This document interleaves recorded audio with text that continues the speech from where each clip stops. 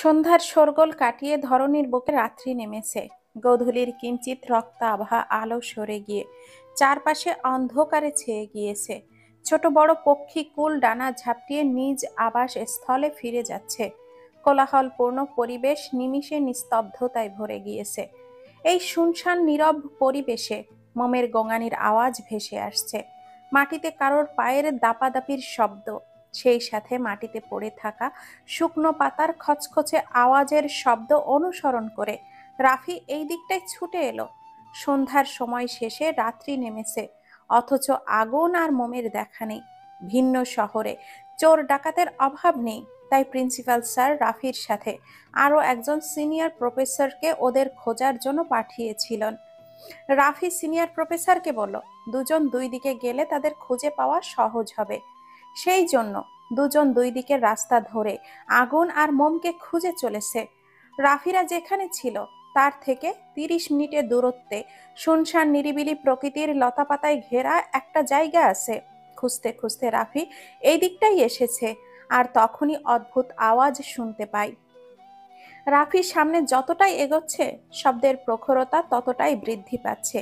জায়গাটাতে তেমন আলোর ঝলকানির দেখা নেই, তবে আবসা অন্ধকারাচ্ছন্ন জায়গাটাতে চারপাশের ক্ষুদ্র আলোক রশ্মি হানা দিয়েছে। রাফি দাঁড়িয়ে থাকা অবস্থায় হাতাহাতির দুটি ছায়া মূর্তি দেখতে পেল। পা চালিয়ে দ্রুত ছুটল সেই দিকে। যদিও সবকিছু আবসা আবসা দেখা যাচ্ছে, তবুও মৃদু আলোতে মোমের মুখ আর ড্রেস চিনতে একটুও ভুল হলো না। এদিকে এসেই রাফির চোখ ছানা বড়া হয়ে গেল। কেউ একজন মোমের গলা চেপে আছে, আর মোম গলা হতে হাত ছাড়ানোর জন্য রীতিমতো তড়পাচ্ছে। থেমে থেমে সমান তালে গোঙালিয়ে যাচ্ছে। কণ্ঠনালীর মোলায়েম হাড়গুলো যেন মড়মড় করে ভেঙে গিয়েছে। রাফি সময় ব্যয় না করে কাছে গিয়ে আগন্তুককে পুরুষালীর শক্তি খাটিয়ে মোম থেকে ছাড়িয়ে নিল। মোমের শরীর টলছে, গলা ধরে খুক খুক করে তুলে কাশছে, আর জোরে জোরে শ্বাস টানছে। এক্ষুনি মাটিতে পড়ে যাবে যাবে ভাব। রাফি হাত বাড়িয়ে আবারও গুটিয়ে নেয়। অন্যের স্ত্রীকে এইভাবে ছোঁয়া কি ঠিক হবে? মোম শরীর ছেড়ে পড়ে যেতে নেয়। সকল দ্বিধাবোধ দূরে ঠেলে মোমের কাঁধ জড়িয়ে এক হাতে আগলে নিল। মোম বহু কষ্টে নিভু নিভু চোখ তুলে আগলে ধরা গলায় মানুষটির দিকে চাইল। পরিচিত মুখায়াব দেখে অধর কোণে কিঞ্চিত হাসির ঝলক মেলে। ভরসা স্বরূপ বুকে সাহস সঞ্চার হয়। চাহনিতে এক টুকরো আশা জেগে ওঠে। মোমের দিকে এক পলক চেয়ে রাফি মেকি হেসে আমতা আমতা করে সাফাই দিল, আপনাকে দেখে অসুস্থ মনে হচ্ছে, বাধ্য হয়ে শুয়েছি, নয়তো এক্ষুনি আপনি পড়ে যেতেন। আমার ছোঁয়া খারাপভাবে নিবেন না প্লিজ। বয়সে আমি আপনার থেকে অনেক বড়।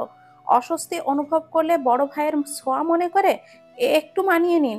শুধু কলিগের বউ বলে আপনি আজ্ঞা করছি, হয় নয়তো হাঁটুর বয়সী মেয়েকে আপনি সম্বোধন করতে ইগোতেও লাগছে। মোম পলক ঝাপটিয়ে মাথা নেড়ে বোঝালো সে কিছুই মনে করেনি। রাফি সন্তুষ্ট হাসলো। হাসি বজায় রেখেই জিজ্ঞাসা করলো, ভাবি আপনি এখানে কি করছেন? আগুন স্যার কোথায়? মোম উত্তর দেওয়ার আগেই আগন্তুক পুনরায় দ্বিগুণ তেজ নিয়ে মোমের দিকে তেড়ে এলো। দূর হতে সূক্ষ্ম আলোক রশ্মি আগন্তুকের মুখে এসে পড়ল। রাফি আগন্তুকের মুখ স্পষ্ট দেখতে পেল। অমনি হতভম্ব হয়ে গেল। বিস্ময়ে নয়নজোড়া বড় বড় হয়ে চেয়ে রইল। অবিশ্বাস ঢেলে বলে উঠল, ডাক্তার ম্যাডাম আপনি? আগন্তুক কোনো উত্তর দিল না। তাকে দেখতে পাগল পাগল লাগছে। চুলগুলো খোলা, মুখশ্রী ঘামে ভিজে বেহাল দশা।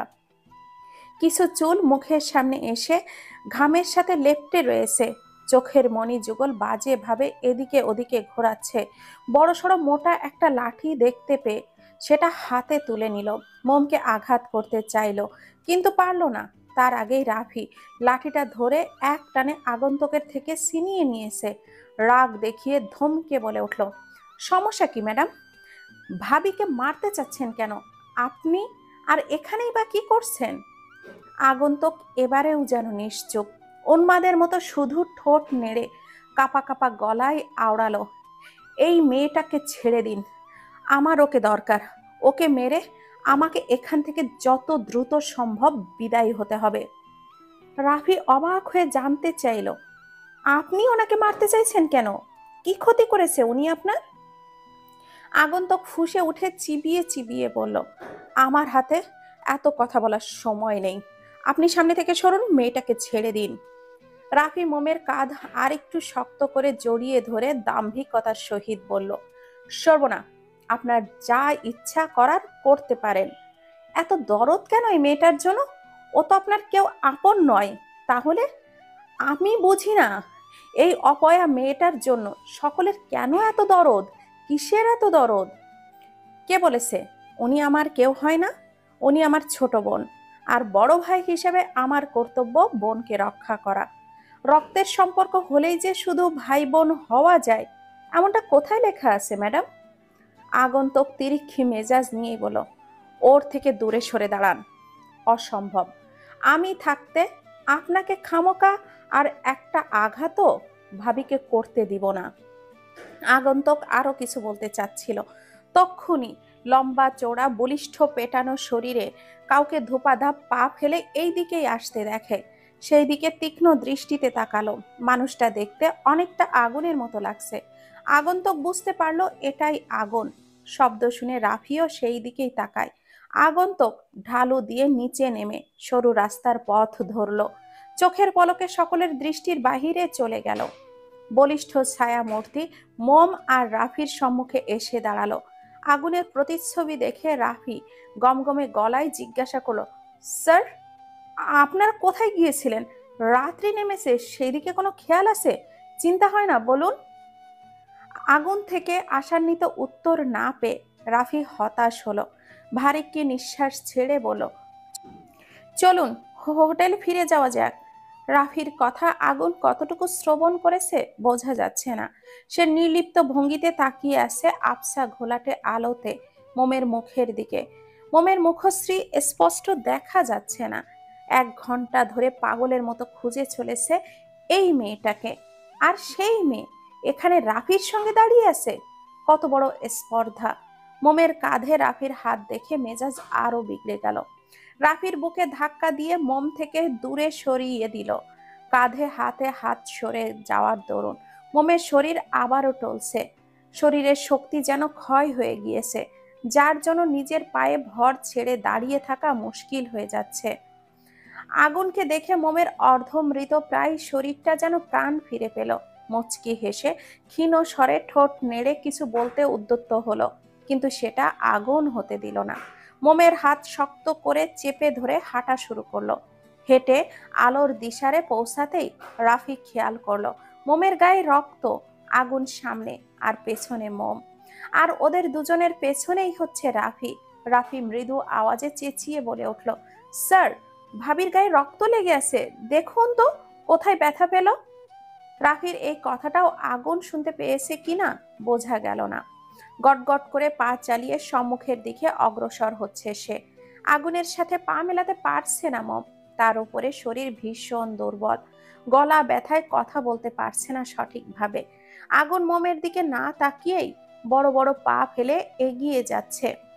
সাথে নেতানো ভঙ্গুর মোমকে টেনে হিঁচড়ে নিয়ে যাচ্ছে আগুন।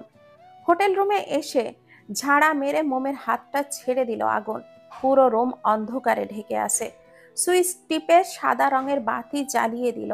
ঘাড় ঘুরিয়ে রাগান্বিত চোখে মোমের দিকে কঠিন দৃষ্টি ফেলল। লাইট জ্বালিয়ে মোমের দিকে ঘুরে দৃষ্টি তাক করতেই সহসা মুখাবির বদলে গেল। জ্বলন্ত রাগটুকুন নিমিষে মিইয়ে গেল। গায়েব হয়ে গেল আগুনের কিছুক্ষণ আগের অভিব্যক্তি। থমে গেল তার হৃৎপিণ্ডের শিরা উপশিরা। স্নায়ু কোষগুলো যেন অচল হয়ে গিয়েছে। মস্তিষ্ক ফাঁকা ফাঁকা লাগছে। বুকের ভেতর চিনচিনে ব্যথা অনুভব হচ্ছে। স্তব্ধ হয়ে গেল জলজল করা চাহনি। অবাক লোচনে চেয়ে রইল কিছুক্ষণ। প্রাণহীন শান্ত স্থির মূর্তির মতো দাঁড়িয়ে থাকলো। ললাটে গোটানো প্রখর ভাঁজ শিথিল হলো। অনিমেষ চেয়ে রইল বিধ্বস্ত হয়ে হেলে দুলে দাঁড়িয়ে থাকা মোমের দিকে। মোমের কপাল, ঠোঁট, থুতনিতে গড়িয়ে পড়া রক্ত শুকিয়ে জমাট বেঁধে গিয়েছে। হাতের তালু, গলা, বুক থেকে কোমর পর্যন্ত জামা তরতাজা রক্তের মাখামাখি অবস্থা। একটা পায়ের পাতার চামড়া ছিলে গিয়েছে, সেখানেও রক্ত জমাট বেঁধে আছে। ফর্সা নরম গালে কারোর হাতের 5 আঙ্গুলের ছাপ স্পষ্ট, গলার চামড়ায় আঙ্গুলের ছাপ, সেই সাথে কিঞ্চিত কালচে হয়ে রয়েছে। ঠোঁট জোড়া শুকিয়ে গিয়েছে, যেন কত শত সময় ধরে সে আর্দ্রতা শূন্যে ভুগছে। অনেকক্ষণ যাবৎ শ্বাস প্রশ্বাসের গতিরোধ হয়েছিল। ফলাফল স্বরূপ ডাগর ডাগর আখি যুগল ধারণ করেছে টকটকে রক্তিম আভা। মাথার চুলগুলো এলোমেলো হয়ে আছে, চুলের আগা পেঁচিয়ে জটলা বেঁধে গিয়েছে। চোখে মুখে রয়েছে এক রাশ আতঙ্ক।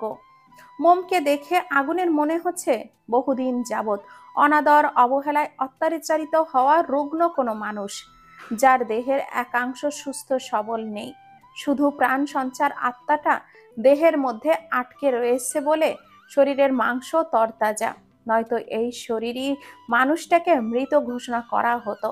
আগুন বিধ্বস্ত মোমের নিকট 2 কদম এগিয়ে যায়, মোমকে স্পর্শ করলো না, কিছুটা দূরত্ব বজায় রেখেই শান্ত কণ্ঠে শুধালো, কে ছিল? মোম দেওয়ালে এক হাত ঠেকিয়ে কোনো রকমে দাঁড়িয়ে আছে, ঘন ঘন শ্বাস টানছে, কথা বলার চেষ্টা করছে, পারছে না। এখনো মনে হচ্ছে কেউ তার কণ্ঠনালী চেপে ধরে আছে। আগুনের ধৈর্য শক্তি আর কুলাচ্ছে না।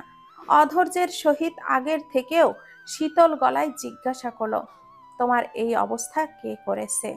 সে কে যে তোমাকে আঘাত করেছে? বলো আমায়। মোম ভাবলো, কে ছিল সেটা বলে দিলে আগুন তার সামনে গেলে সেই খারাপ মানুষটা যদি আগুনের কোনো ক্ষতি করে, আগুনের কোনো ক্ষতি হোক, মোম সেটা মানতে পারবে না। তাই অনেক কষ্টে থেমে থেমে ক্ষুদ্র বুলি আওড়ালো, কেউ ছিল না। হাঁটতে গিয়ে কিছুর সাথে পা লেগে পড়ে গিয়েছিলাম, সেখানে গাছের শিকড়ের ওপর পড়ায় ব্যথা পেয়েছি। এতক্ষণের ক্ষয় হওয়া রাগটুকুন পুনরায় দপ করে জ্বলে উঠল। হাত বাড়িয়ে 3 আঙ্গুল শক্ত করে মোমের চোয়াল চেপে ধরলো। ব্যথায় মোমের প্রাণটা বুঝি এবার বেরিয়ে আসলো। নেত্রদয়ে ঝর্ণার পানির মতো বাড়ি ধারা নামলো। এতে আগুনের মায়া হলো না, বরং ক্রোধ নিয়ে ঝাঁঝালো গলায় বলল, মিথ্যা বলার অভ্যাস তোমার নেই, তাহলে বলার চেষ্টা কেন করছো? পড়ে গিয়ে না হয় আঘাত পেয়েছো মেনে নিলাম, কিন্তু গালে গলায় আঙ্গুলের ছাপ আসলো কোথা থেকে? বিভ্রান্ত করার চেষ্টা করছো। আমাকে হয়রানি করে কি মজা পাও তুমি? গত 1 ঘন্টা ধরে তোমায় দেখতে না পেয়ে আমার কেমন লেগেছিল জানো? আমার কি অবস্থা হয়েছিল? পাগলের মতো এদিকে সেদিকে খুঁজে বেরিয়েছি। অপরিচিত জায়গা, মানুষজন ভালো নাকি খারাপ তার কোনো ঠিক ঠিকানা নেই। যদি কেউ নিয়ে যেত, হারিয়ে গেলে কিভাবে ফিরে পেতাম? বুঝতে পারো আমার যন্ত্রণা? অনুভব করতে পারো আমার কষ্ট? জানবে কিভাবে? তুমি তো আমাকে কখনো বোঝার চেষ্টাই করনি। সবসময় পাকনামি না করলে হয় না। কে বলেছিল আমাকে রেখে চোখের আড়াল হওয়ার? আজ যদি তোমাকে খুঁজে না পেতাম, ভালো মন্দ কিছু একটা হয়ে যেত, তখন বাড়িতে ফিরে তোমার বাবা মাকে কি জবাব দিতাম আমি? আর আমার কি হতো? কিভাবে থাকতাম তোমাকে ছাড়া? শেষের বাক্য দুটি কেমন যেন কাতর গলায় বলল আগুন। মোম ঠোঁট কামড়ে কান্না করছে, কোনো প্রতিউত্তর করলো না। মোমের নিশ্চুপতায় আগুনের রাগ আরো বেড়ে গেল। হাতের চাপ আগের তুলনায় দৃঢ় করলো। নরম চামড়া ভেদ করে আঙ্গুলগুলো যেন মুখের ভেতর ঢুকে যাওয়ার উপক্রম। মোম ব্যথায় কুঁকড়ে ওঠে। মনে হচ্ছে এবার সে মরেই যাবে। যতটুকু শ্বাস চলছে এবার সেটাও যেন বন্ধ হয়ে যাবে। এই আগুনের কি দয়া মায়া নেই? এতটা নিষ্ঠুর কিভাবে হতে পারছে লোকটা? সে কি বুঝতে পারছে না মোমের কষ্ট হচ্ছে? আগুন চোয়াল শক্ত করে দাঁতে দাঁত চেপে ধমকে বলে উঠল, লাস্টবার জিজ্ঞাসা করছি, কে ছিল সে? না বললে এর থেকেও শতগুণ যন্ত্রণা আমি তোমায় দিব। আমার রাগ তুমি এখনো দেখনি মোম। আর না, আমি তোমাকে আমার রাগের সাথে পরিচয় করাতে চাচ্ছি। ভালো এটাই হবে, তার পরিচয় আমাকে বলো। মোম ব্যথায় টিকতে না পেরে যন্ত্রণা থেকে মুক্তি পাওয়ার জন্য বলতে বাধ্য হলো। মৃদু স্বরে ব্যথাতুর আওয়াজে বলল, বলছি। আগুন চোয়ালে হাতে হাত সরিয়ে নিল, গমগমে গলায় বলল, বলো। মোম জিভ দ্বারা ঠোঁট ভিজিয়ে ভাঙা ভাঙা গলায় জানালো, নাইমা নামের ওই মেয়েটা, ওই যে আমি আসার পর আমাদের বাসায় একদিন এসেছিল, তারপর আমাকে নিয়ে হসপিটাল থেকে ফিরে আসার সময় রাস্তা দেখা হয়েছিল, সেই মেয়েটা। মম নাইমা তাকে কিভাবে নিয়ে গিয়েছে, কি কি বলেছে, কিভাবে আঘাত করেছে। রাফি সঠিক সময় না আসলে আজকে মম মরেই যেত। সকল কথা একে একে ক্ষীণ স্বরে আগুনকে বলল। আগুন ভাবুক চিত্তে আনমনেই প্রশ্ন করলো, নাইমা এখানে কি করছে? মোম প্রশ্নটা শুনল, পাতলা রক্তাক্ত অধর জোড়া নেড়ে নেড়ে জবাব দিল, আমি কিভাবে জানবো? আগুনের টনক নড়ল। মোমকে পাল্টা কিছু বলল না, আর না মোমের দিকে ফিরে তাকালো। অল্প ধাক্কা দিয়ে মোমের সামনে থেকে সরিয়ে দিল। মোম ফ্লোরে পড়তে পড়তে নিজেকে সামলে নিল। অপেক্ষা করলো না। আগুনের জল দায় শক্ত করে পকেট থেকে ফোনটা বের করে কাউকে কল করলো। মোমকে রেখে ধড়াম করে দরজাটা বন্ধ করে কোথাও যেন চলে গেল। যাওয়ার আগে বাইরে থেকে দরজাটা লক করেই রেখে গিয়েছে। আগুন, তুই আমাকে ডেকেছিস? আমি তো ভাবতেই পারছি না। নাইমা উৎফুল্লতার সমেত বলে উঠল। আগুন অবিশ্বাসের সহিত গম্ভীর গলায় বলল, আমি ভাবতেও পারিনি তুই এমন কিছু করবি। কি করার কথা বলছিস? আগুন নাইমার বাহু শক্ত করে আঁকড়ে ধরে হাঁটতে লাগলো। নাইমা হাত মুচড়া মুচড়ি করছে। আগুন হাতের চাপ আরো বাড়িয়ে দিল। নাইমা মৃদু আর্তনাদ করে বলে উঠল, আগুন আস্তে ধর, ব্যথা পাচ্ছি তো। আগুন ভাবলেশহীন ভাবে জবাব দিল, কেন? আমার স্পর্শ ভালো লাগছে না? তুই চাস না আমার স্পর্শ? চাই, তোর একটুখানি ছোঁয়া পাওয়ার জন্য আমি সবসময় ব্যাকুল হয়ে থাকি। তাহলে সহ্য করে নে না। আমার স্পর্শ অনেক বিষাক্ত। যে সহ্য করে টিকে থাকতে পারে তার জন্য গোলাপ ফুলের পাপড়ির মতো কোমল, আর যে সহ্য করতে পারে না তার জন্য গোলাপ ফুলের কাঁটার চেয়েও খারাপ। কোথায় নিয়ে যাচ্ছিস আমাকে? আমার সঙ্গ চাস, অথচ আমার সঙ্গে যেতে এত দ্বিধা? দ্বিধা থাকবে কেন? জানতে চাচ্ছি। জানার দরকার নেই, গেলেই দেখতে পাবি।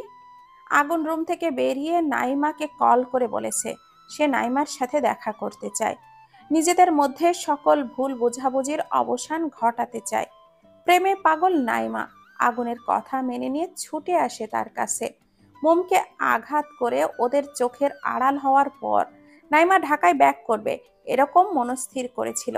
বাসে উঠতে যাবে, তখনই আগুনের কল পেয়ে ফিরে আসে আগুনের বলার ঠিকানায়। আগুন ভরাট কণ্ঠেই শুধালো, তুই জানলি কিভাবে আমি সোনারগাঁয়ে আছি? ফলো করছিস আমাকে? ফলো তো করি, তবে তোরা সোনারগাঁও ঘুরতে আসবি সেটা তোকে ফলো করে জানতে পারিনি। আগুন ভুরু কুঁচকে ফেলল।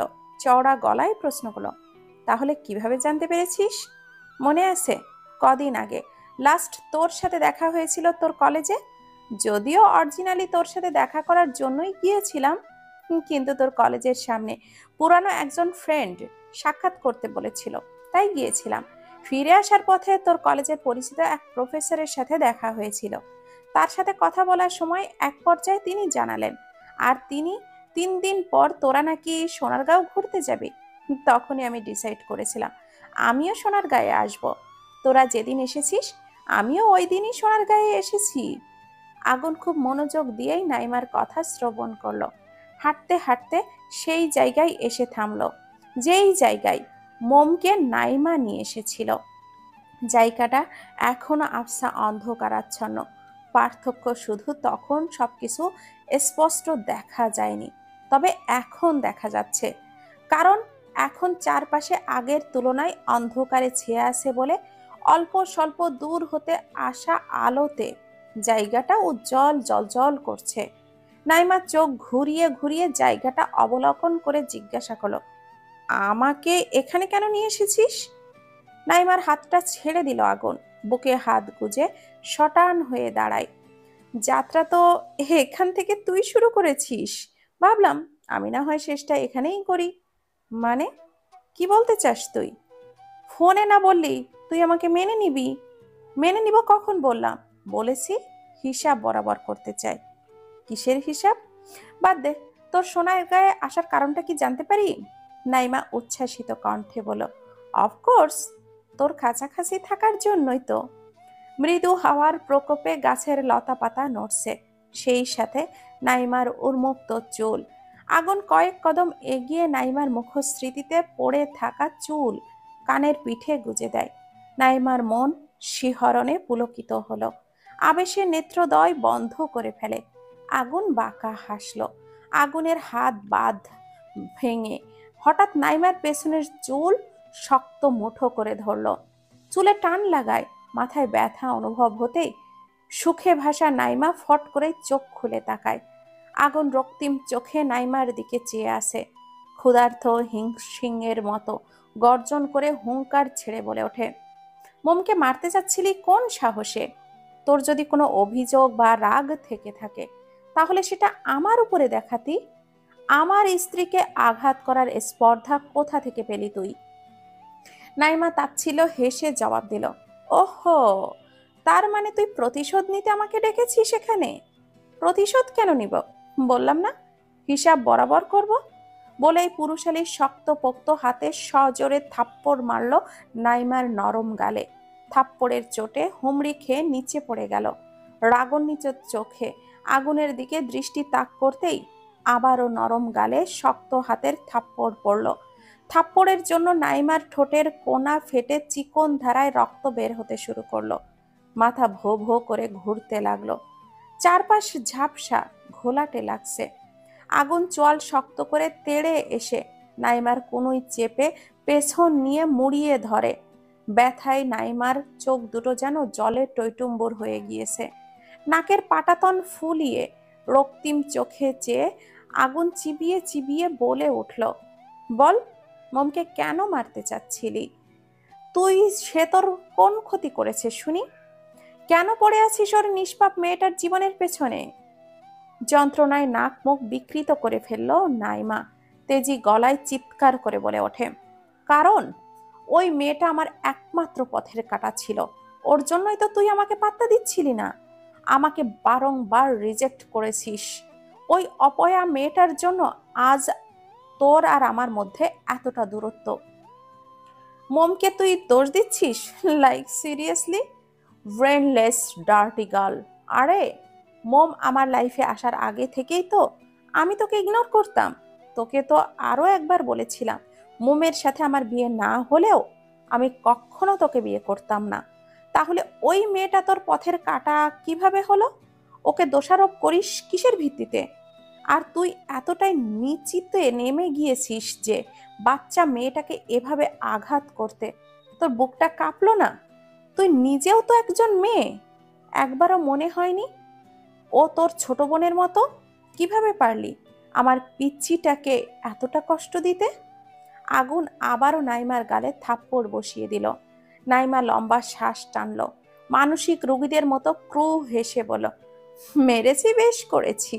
তোদের দুজনের এমন আলগা প্রীতি আমার জাস্ট সহ্য হচ্ছিল না। এখানে শুধু তোর কাছাকাছি থাকার জন্য আসিনি, তোর বইয়ের ক্ষতি করার জন্যই এসেছি। তোর বইয়ের ক্ষতি করার চিন্তা আরো আগেই আমার মাথায় এসেছিল। সুযোগ পাচ্ছিলাম না। এখানে এসে তককে তককে ছিলাম কখন তোর বউকে একা পাবো। দূরত্ব বজায় রেখে এতদিন তোদের ওপরে নজর রেখেছিলাম। ফাইনালি একটা সুযোগ হাতে পেয়েছিলাম, বাট ওই ইডিয়েট রাফি এসে আমার সব প্ল্যান ভেস্তে দিল। বলেই এদিকে ওদিকে তাকিয়ে পাগলের মতো হো হো করে হাসতে লাগলো। তার মানে সন্ধ্যায় একদল লোক আমার চারপাশে ঘিরে ধরেছিল। তারা তোর ভাড়া করা লোক ছিল, যাতে করে ভিড়ের মাঝে তুই এক ফাঁকে মমকে নিয়ে যেতে পারিস? নাইমা চওড়া হাসি দিয়ে বলো, হ্যাঁ। আগুন রাগে হিতাহিত জ্ঞান ভুলে সর্বোচ্চ শক্তি প্রয়োগ করে নাইমার তল পেট বরাবর লাথি মেরে দিল। গগন কাঁপিয়ে চিৎকার করে উঠল নাইমা। ব্যথার দরুন মুখ দিয়ে তরল লালা বেরিয়ে গড়িয়ে পড়ল চিবুকে। আগুন ধাক্কা দিয়ে নাইমাকে নিচে ফেলে দিল। ছোট ছোট পাথরের টুকরোতে মুখ থুবড়ে পড়ে ফর্সা মুখশ্রীতে নরম চামড়া নানান জায়গায় থেতলে গিয়েছে। সেখান থেকে পানির কণার মতো ফোটায় ফোটায় রক্ত বের হচ্ছে। আগুন গাছের একটা শুকনো ডাল কুড়িয়ে এনে সেটা দিয়ে আকস্মিকভাবে এলো পাতাড়ি নাইমার শরীরের ওপর একের পর এক আঘাত করতে থাকে। নাইমা ধুলোবালিময় মাটিতে গড়াগড়ি করে চিৎকার করছে। আগুন সর্বশেষ মাথায় আঘাত করলো। ডালটা শুকনো ছিল বলে মাথার শক্ত খুলির ওপর পড়ায় ভেঙে গেল। আগুন 2 কদম পিছিয়ে গিয়ে মাটিতে হাঁটু ভেঙে বসে পড়ল। নাইমার দিকে অগ্নি দৃষ্টি নিক্ষেপ করে চেঁচিয়ে বলে উঠল, বান্দির বাচ্চা, তোর শরীরের এত জ্বালা হলে আমাকে বলতি, আমি তোকে নিষিদ্ধ পল্লীতে রেখে আসতাম। এত বছরের নিয়ম ভঙ্গ করে আজ প্রথম তোর মতো নারী নামের কলঙ্ক আমার মেয়ের গায়ে, একজন মেয়ের গায়ে হাত তুলেছি আমি। সেটা করতে তুই আমাকে বাধ্য করেছিস। বলেছিলাম না, এমন কিছু করিস না যাতে তোর গায়ে হাত তুলতে আমাকে দ্বিতীয়বার ভাবতে না হয়। বলেছিলাম কি না বল? তুই তো এই জঘন্যতম কাজটা কিভাবে করতে পারলি? নাইমা হাঁপাচ্ছে। আগুন পুনরায় একই ভঙ্গিতে বলল, যতটা আঘাত কষ্ট তুই আমার কোমলমতিকে দিয়েছিস না, তার থেকেও 1000 গুণ যন্ত্রণা তোকে ফিরিয়ে দেব আমি।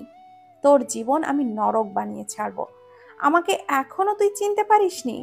শুধু বন্ধুত্বই দেখেছিস, রাগ দেখিসনি। ছোটবেলা থেকে আমি আমার সকল জিনিস নিয়ে বড্ড সিরিয়াস ছিলাম। সেখানে কোমলমতি তো আমার কলিজা, আমার কলিজায় আঘাত করেছিস। তোকে এত সহজে ছেড়ে দেই কিভাবে বল? তুই মোমকে মারতে চেয়েছিলি, তাই না? আমি বলেছি না, আজ এই সোনার গায়ের মাটিতে তোর সমাধি দিয়ে তবেই আমি ক্ষান্ত হব। মেরে এমন জায়গায় তোর লাশ লুকাবো যেন কাক পক্ষীও তোর লাশ ঠুকরে খাওয়ার জন্য খুঁজে না পায়। পুলিশের ভয় আমি পাই না। তোকে খুনের দায়ে আমাকে জেলে যেতে হলে যাব। এ পর্যন্ত বাবার টাকায় কখনো ফুটানি মারিনি, তবে এখন যদি বাবার টাকায় নিজেকে বাঁচানোর জন্য তোর মৃত্যু ধামাচাপা দিতে হয়, দরকার হলে তাই দিব। আর তুই ভালো করে জানিস আমার বাবার সেই ক্ষমতা আছে। আগুনের দীপ্তিশীল ধমকানিতে নাইমার আত্মা কেঁপে ওঠে। আগুন উঠে দাঁড়ায়। রাগের শরীর থরথর করে কাঁপছে। চোখ দুটো অস্বাভাবিক লাল হয়ে রয়েছে। মুখটা হিংস্র জন্তুর ন্যায় দেখাচ্ছে। এই বুঝি শিকার পেলে আক্রমণ করবে। এর আগে কখনো আগুনের এরূপ রূপ দেখেনি নাইমা। কাঁপা কাঁপা গলায় অনুরোধ করে বলল, আমাকে যেতে দে আগুন। আমি এমন কাজ আর কখনো করব না। আমাকে প্লিজ মারিস না। সেই সুযোগ তোকে দিলে তো মনে পড়ছে নাইমা, আমার বাচ্চা বউটাও তোকে আকুতি ভরা মন নিয়ে আর্জি জানিয়েছিল তাকে ছেড়ে দেওয়ার জন্য। তুই দিয়েছিলি? দিসনি। তাহলে আমি তোকে মুক্তি দেব সেটা আশা করিস কিভাবে? বলেই আগুন শব্দ করে হেসে ফেলল, যাকে বলে দম ফাটা হাসি। আগুন সচরাচর শব্দ করে হাসে না, হাসলেও সবসময় মুচকি হাসি দেয়। নাইমা শুষ্ক ঢোক গিলল। রাতের বেলা এই নিস্তব্ধতা বিরাজমান জায়গায় আগুনের হাসিটা কেমন যেন ভুতুড়ে শোনাচ্ছে। সুদূরে নেড়ি কুকুরের দল হাঁক ছেড়ে ডাকছে। গা ছমছম করে উঠল নাইমার। আগুন আস্তে আস্তে হেঁটে নাইমার নিকট এগিয়ে আসে। নাইমা এক হাতে পেট চেপে অন্য হাতে মাটিতে ভর দিয়ে উঠে দাঁড়ায়। ক্রন্দনরত হতবিহ্বল রক্তাক্ত মুখে অসহায় চোখে আগুনের দিকে চেয়ে ছোট কদমে পৌঁছাতে লাগলো। পেছাতে পেছাতে একটা বড়সড় গাছের সাথে পিঠ ঠেকে গেল। আগুন বলিষ্ঠ হাতে গাছের সাথে মাথা লাগিয়ে নাইমার গলাটা চেপে ধরে। কণ্ঠনালীর ওপর শক্তপোক্ত চাপ পড়ায়। চোখ দুটো যেন কোঠর ছেড়ে বেরিয়ে আসবে এক্ষুনি। ইতোমধ্যে নাইমার জিহবা কিঞ্চিত বেরিয়ে এসেছে। সমান তালে মুখ দিয়ে লালা গড়িয়ে পড়ছে।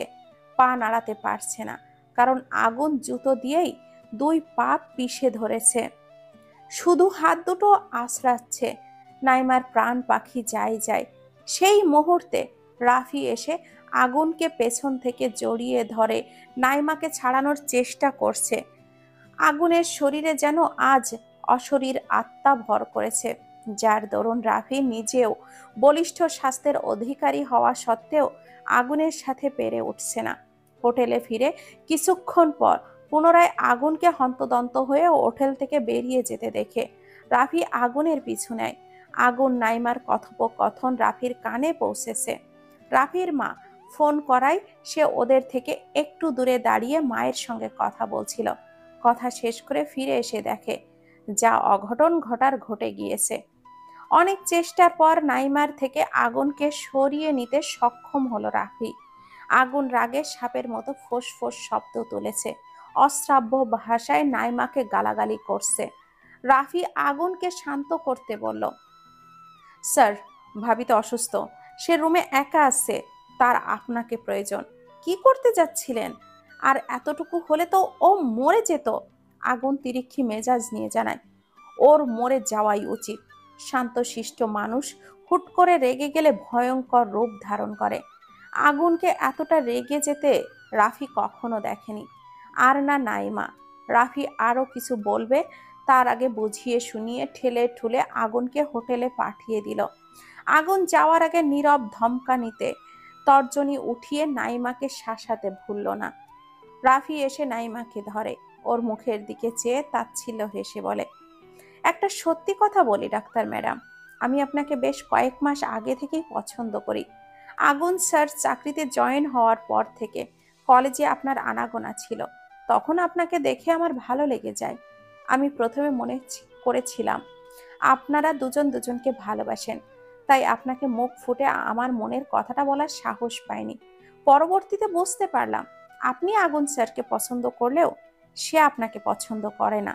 আর আজকে যা নিজের চোখে দেখছি, যতটুকু নিজ কানে শুনতে পেলাম, এতে একটা ব্যাপার ক্লিয়ার, আগুন স্যারের জীবনে আপনার কোনো অস্তিত্ব নেই।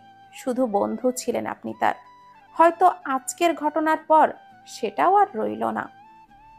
নাইমার চোখ ভর্তি পানি নিয়ে পিটপিটিয়ে চাইল।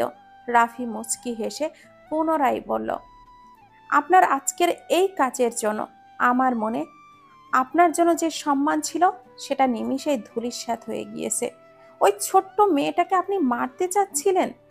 যাকগে, আপনি আমার প্রথম অনুভূতি, যা আমি চাইলেও কখনো ভুলতে পারবো না।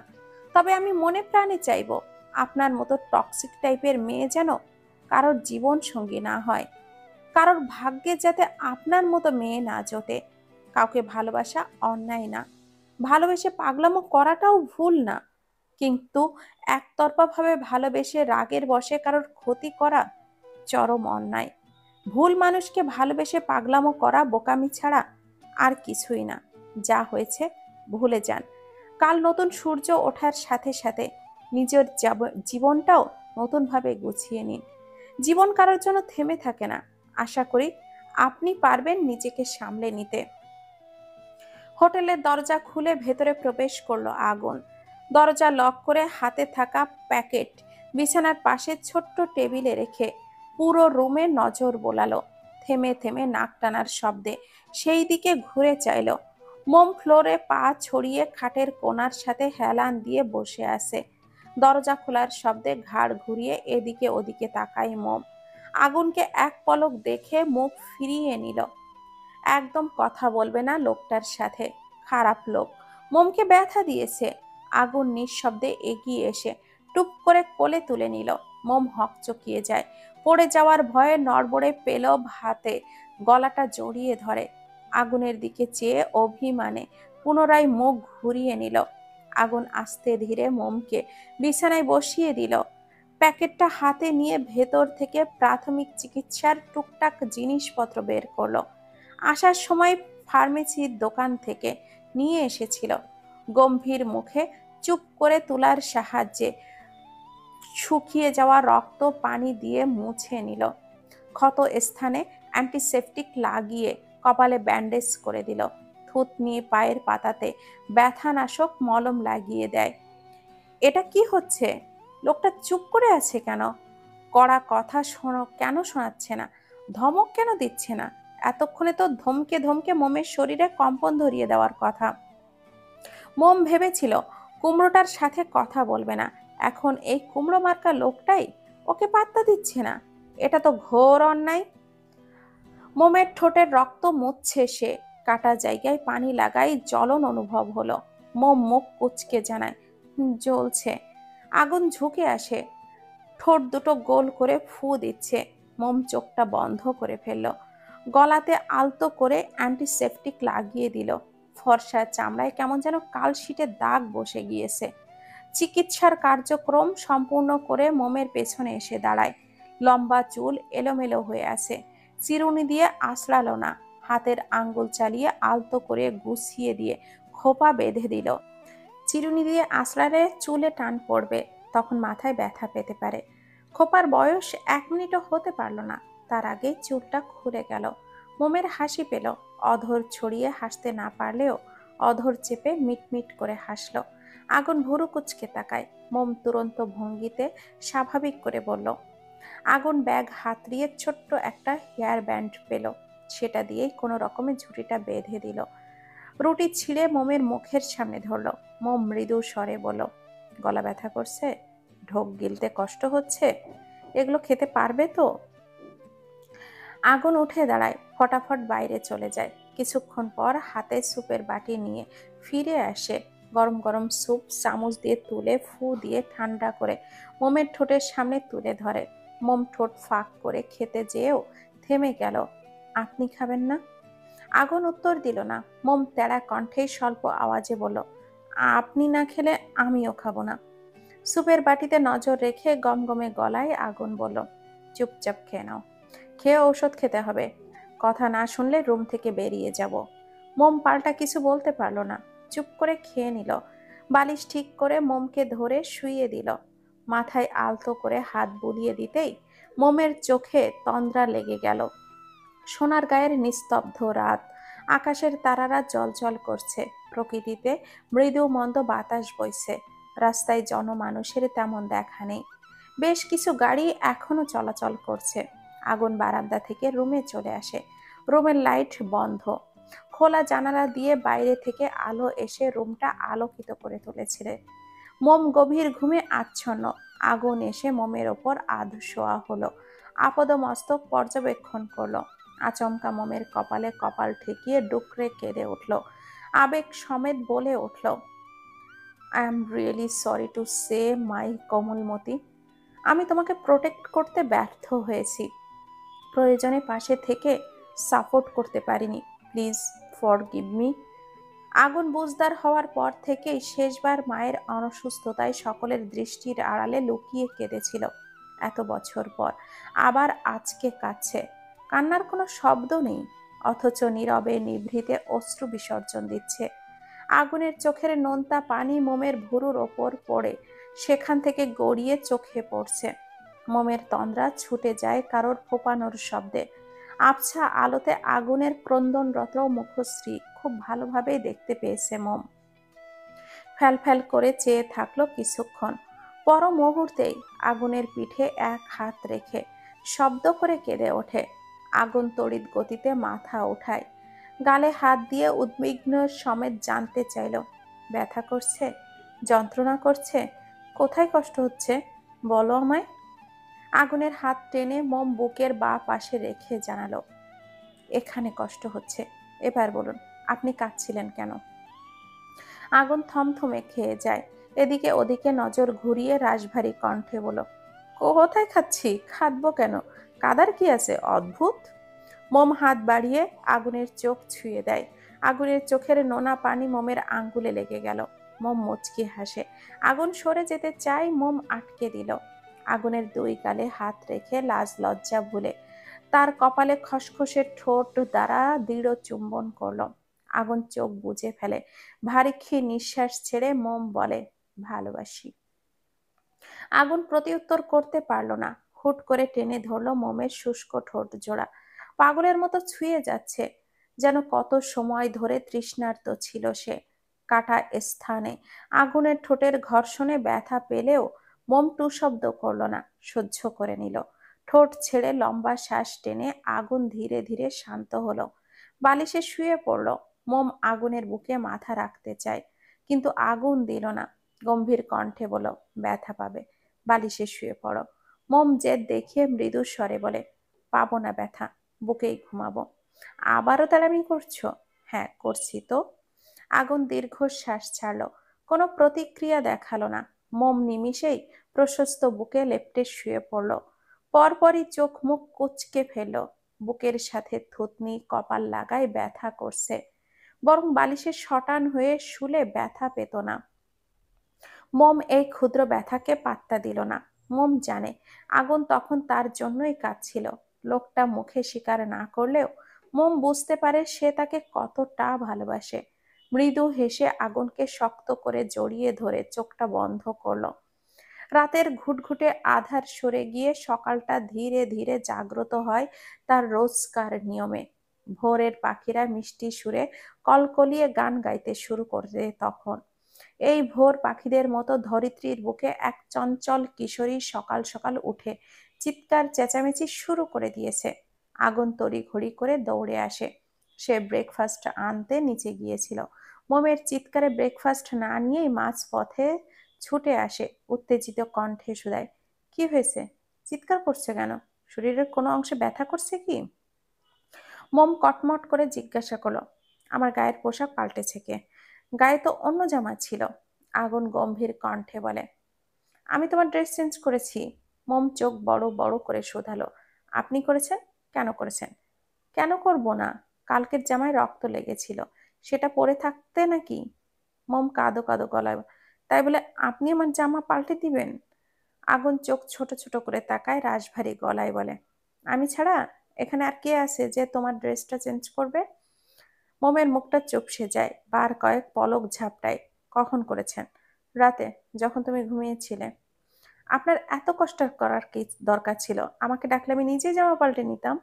আগুন ফোঁস করে শ্বাস টানে, গমগমে গলায় বলে, একটু সুস্থ হয়েছো কি হওনি? তোতা পাখির মতো বুলি আওড়ানো শুরু করে দিয়েছো? মোমের ব্যথা আগের তুলনায় অনেক কমে গিয়েছে, তবে আঘাত পাওয়ার স্থান এখনো তরতাজা। আঘাতের জায়গায় চারপাশের চামড়া কুঁচকে জটলা বাঁধতে শুরু করে দিয়েছে। আশা করা যায় খুব শীঘ্রই ক্ষত স্থান শুকিয়ে যাবে, মরা চামড়া উঠে গিয়ে স্বাভাবিক চামড়ার দেখা মিলবে। মোম চঞ্চল কণ্ঠে ঠোঁট উল্টে জবাব দিল, আপনি কি চান আমি চুপ করে থাকি? আমার কি বাক স্বাধীনতা নেই? আমি কথা বলবোই। আমি তো আর আপনার মতো কুমড়ো মার্কা লোক না যে সারাক্ষণ গম্ভীর মুখে বসে থাকবো। আগুন বিরক্তিকর মুখভঙ্গি নিয়ে বলে, এসব লেইম কথাবার্তার জন্য এভাবে চিৎকার করছিলে? কুমড়ো মার্কা লোক মানে? কি সব ভাষা বলো তুমি? কার থেকে এইসব শিখেছো? আর আমি তোমাকে বাক স্বাধীনতা দেই না বলছো? আচ্ছা বলো, তোমার যতক্ষণ মন চাই একা একাই বকবক করো, আমি চললাম। আগুন আর এক মুহূর্তও দাঁড়ালো না, ত্রস্ত পায়ে প্রস্থান করলো। মোমের ওষ্ঠ কিঞ্চিত ফাঁক হয়ে গিয়েছে। ব্যাপারটা কি হলো? আগুন কি তাকে ইনডিরেক্টলি অপমান করলো? মোমকে কিছু বলতে না দিয়ে এভাবে ভাব নিয়ে চলে গেল। আশ্চর্য লোক তো। মোম ভেংচি কাটে, বিড়বিড় করে আগুনকে বকা দেয়। হোটেলের সিঁড়ি দিয়ে নিচে নেমে রাফিকে একা দাঁড়িয়ে থাকতে দেখে আগুন তার নিকট এগিয়ে যায়। রাফি অন্যমনস্কভাবে বাইরের কোলাহলপূর্ণ পরিবেশের দিকে তাকিয়ে আছে।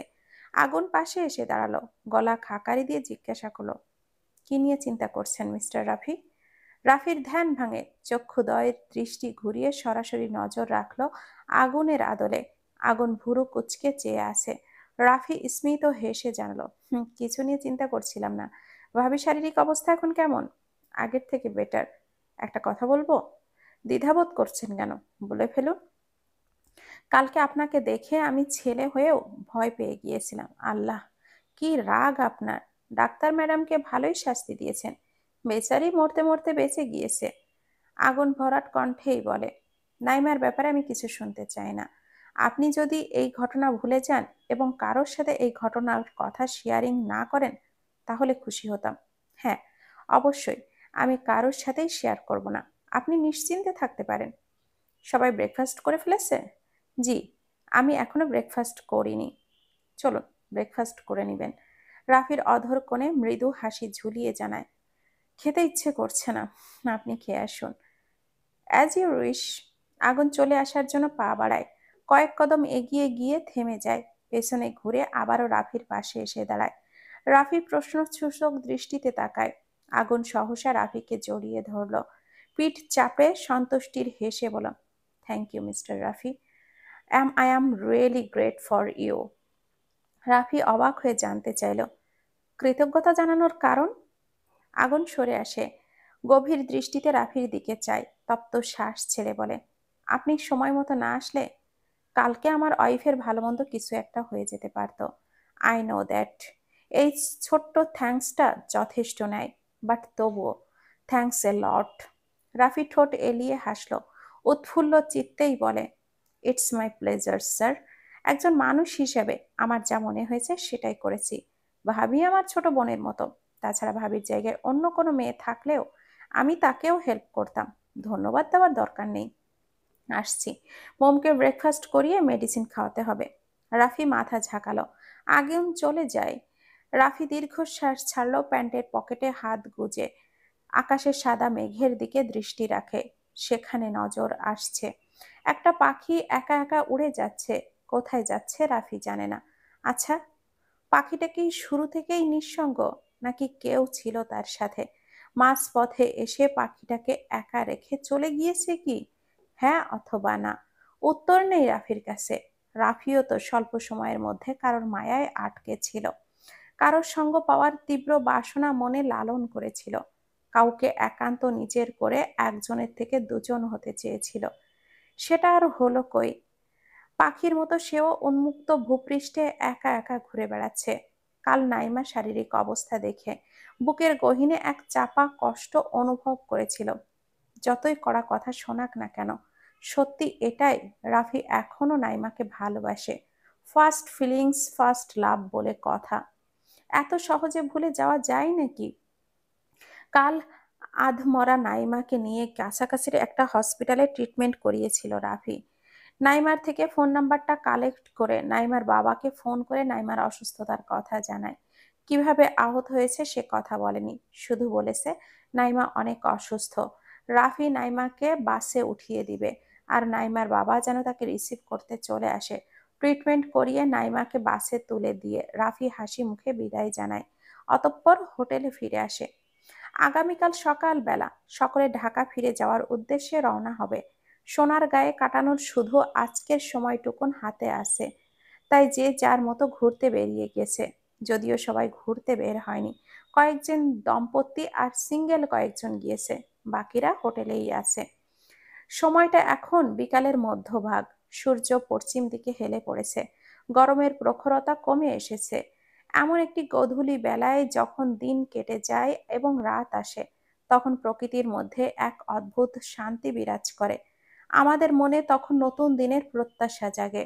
এই সময়টিতে জীবন যেন নতুন করে সজীব হয়ে ওঠে এবং প্রাকৃতিক সৌন্দর্য আমাদের মনে এক গভীর অনুভূতির সৃষ্টি করে। রাত থেকে মোম হোটেলের রুমে রয়েছে, একবারের জন্যেও বের হয়নি। হবে কি করে? সে তো অসুস্থ। আর আগুন তাকে এই অবস্থায় বের হতে দিলে তো? যা যা প্রয়োজন আগুন সব এনে দিয়েছে। একবার বারান্দায় গিয়ে বসে থাকে, একবার রুমে আসে, তো একবার বিছানায় শুয়ে থাকে। এভাবেই এ পর্যন্ত সময়টা পার করেছে। কিন্তু এখন বাইরে যেতে ইচ্ছে করছে। কতক্ষণই বা রুমে ভালো লাগে। আগুন বিছানায় আধ শোয়া হয়ে ফোন টিপছে। ভ্রু যুগল কুঁচকানো, নিচের ঠোঁট কামড়ে এক মনে কিছু একটা দেখছে। মোম এসে আগুনের মাথার পাশে দাঁড়ায়।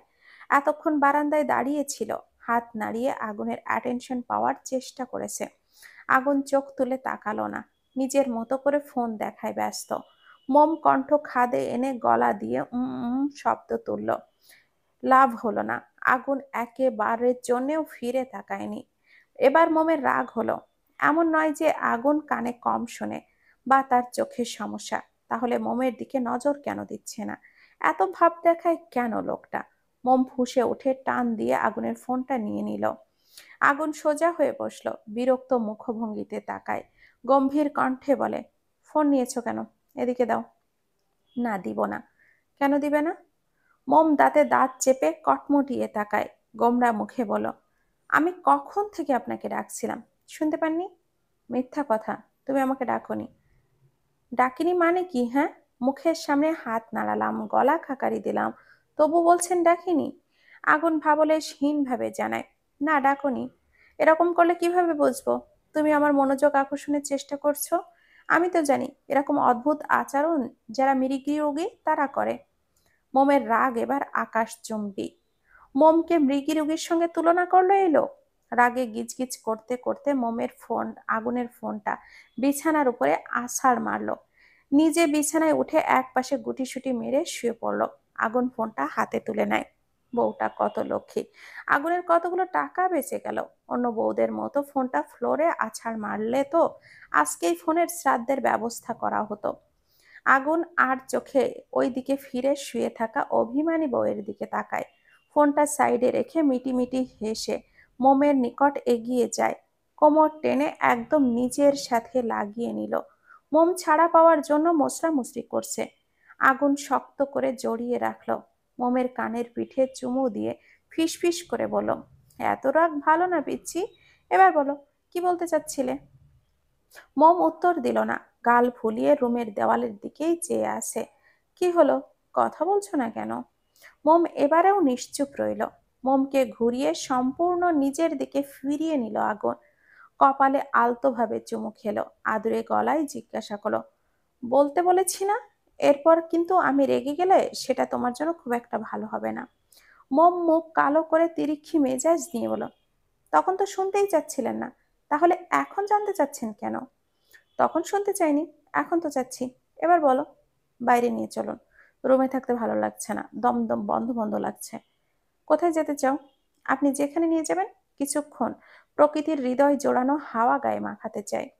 গলা ব্যথা আছে এখনো? অল্প। ঠিক আছে, ওঠো। আগুন মোমকে নিয়ে উঠে দাঁড়ায়। ওড়না টেনে সুন্দর করে মোমের মাথায় ঘোমটা দিয়ে দেয়।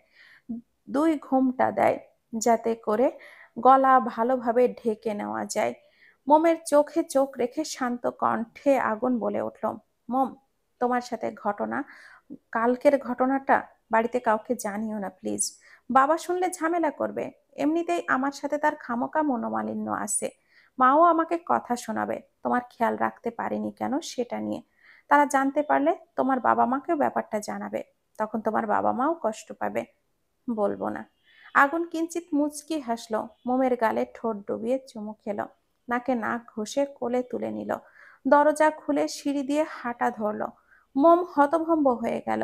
আগুনের টি শার্ট খামচে ধরে অবাক হয়ে চেয়ে রইল। তড়িৎ বেগে মৃদু আওয়াজে চেঁচিয়ে বলল, কোলে নিয়েছেন কেন? নামান বলছি। আগুন হাঁটতে হাঁটতেই জবাব দিল, তুমি কি এখন পায়ে জুতো পরতে পারবে? পারবে? তবে এক পায়ে। অন্য পায়ের পাতা উপরের চামড়াটা ক্ষততে তো এখনো শুকায়নি। জুতার বেল্ট লাগালে সেটার ঘর্ষণে টান ধরা চামড়া উঠে গিয়ে নতুনভাবে ক্ষত সৃষ্টি হতে পারে। আর জুতো ছাড়া খালি পায়ে হাঁটলে পায়ের তালুতে পাথরের ছোট খণ্ড অথবা রাস্তার কাচের টুকরোগুলো আবার ব্যথা পাবে। আমি তো রাস্তায় যাব না, নিচে তো যাবে। তো এখানে কিছু আছে নাকি? থাকতেই পারে।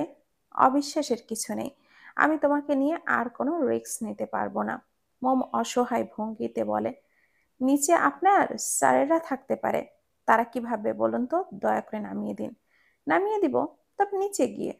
আমার কথাটা শুনুন মাই কোমলমতি, ডোন্ট বি এক্সাইটেড। আমি এতটাও ম্যানার্সলেস মানুষ না যে প্রিন্সিপাল এবং সিনিয়র স্যারদের সামনে বউকে কোলে করে রাখবো। তাহলে নামিয়ে দিচ্ছেন না কেন? দিব তো, ওই দেখো কয়েকজন স্যার টেবিলে বসে আড্ডা দিচ্ছে, ওনাদের থেকে কিছুটা দূরে গিয়ে নামিয়ে দিব। তখন হেঁটে যেও। তুমি পায়ে ব্যথা না পেয়ে আশেপাশে একটু ভালোভাবে ঘুরিয়ে তারপর নিয়ে আসতাম। মোম তাকিয়ে দেখলো ওদের থেকে অনেকটা দূরে মাঠের মতো একটা জায়গায় স্যারেরা বসে আছেন। সেখানে কিছু সংখ্যক টবের মধ্যে ফুল গাছ লাগানো, কয়েকটাতে ফুল ফুটে আছে। জায়গাটা অনেকটা স্নিগ্ধতায় ছড়িয়ে রয়েছে। বিকালের সময় বলে দেখতে চমৎকার লাগছে। মোমের মন পুলকিত হলো।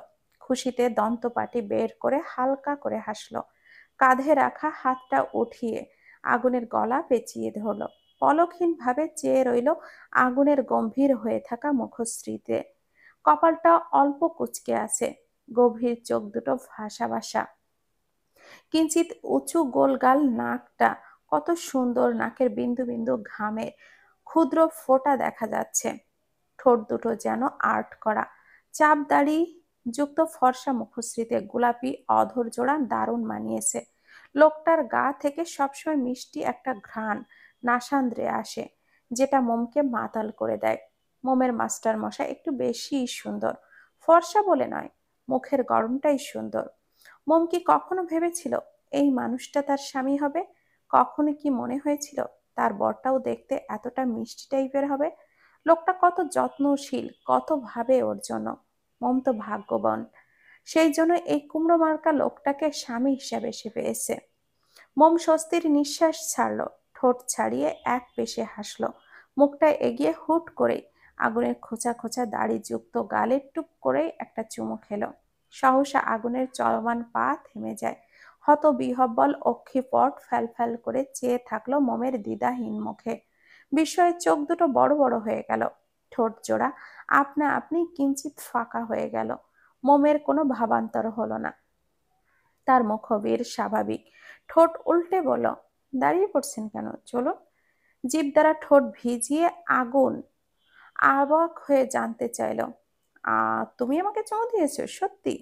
মোম লজ্জা পেল। আবেগের বশে দিয়ে ফেলেছি। তখন এত কিছু ভাবেনি, এখন কি উত্তর দিবে মোম? চোখ মুখ খিচে বন্ধ করে আগুনের গলায় মুখ লুকিয়ে চুপ করে রইল। এদিকে আগুনের বক্ষতলে প্রেমের ঢেউ হানা দিয়েছে। পিঞ্জরে উথাল পাথাল শুরু হয়ে গিয়েছে। মোমের কাঁধে মুখ নিয়ে শক্ত করে কামড় বসালো। মোম ঠোঁট চেপে মৃদু ব্যথাতুর আওয়াজে তুলল। আগুন পাত্তা দিল না। নিরেট স্বরে হুমকি স্বরূপ হিসিয়ে জানালো, কাজটা তুমি ঠিক করনি। আমার বুকে আগুন জ্বালিয়ে তুমি মুখ লুকিয়ে আছো। বাইরে আসি, নয়তো এর জবাব এক্ষুনি ফিরিয়ে দিতাম।